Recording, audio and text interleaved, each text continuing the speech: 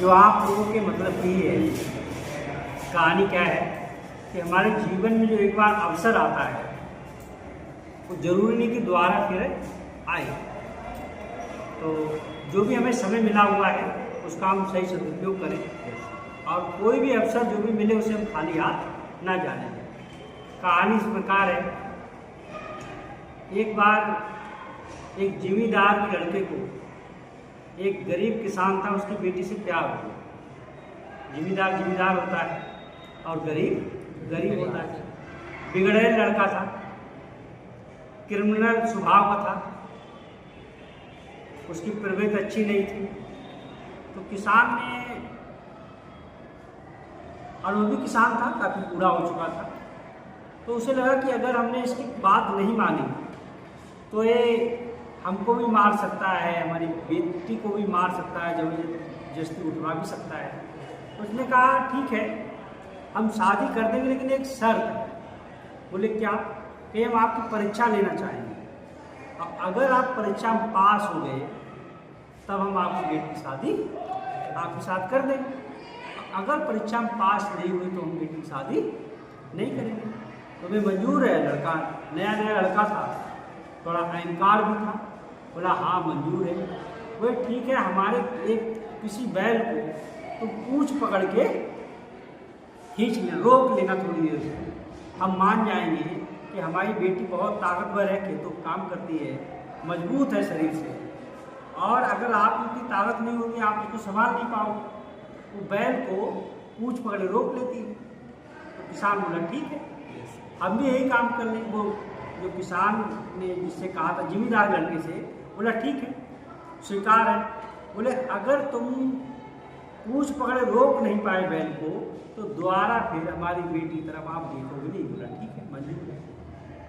तो किसान ने बताया कि अगले दिन जो है आप 12 बजे हमारे वो खेत के पास जो कोठरी बनी हुई है वहाँ आना, और हम 3 बैल छोड़ेंगे।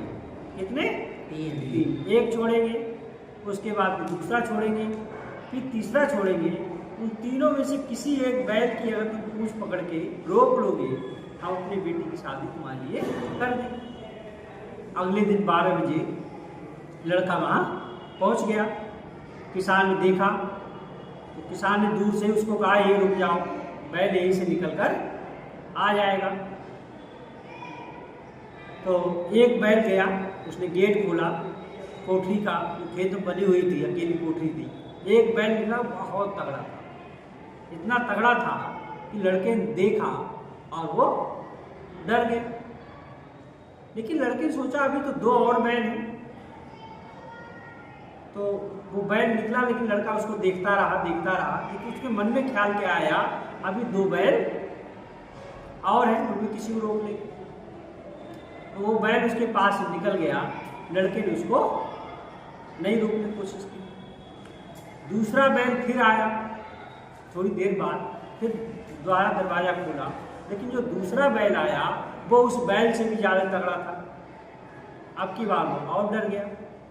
तो लड़के ने सोचा चलो एक तो रह ही गया है, अब चाहे कुछ भी हो जाए अगले बैल को हम रोक ही लेंगे, चाहे मर जाए चाहे कुछ भी हो, लेकिन एक चांस हम छोड़ेंगे नहीं। अब लड़के ने क्या काम किया, फिर इंतजार किया।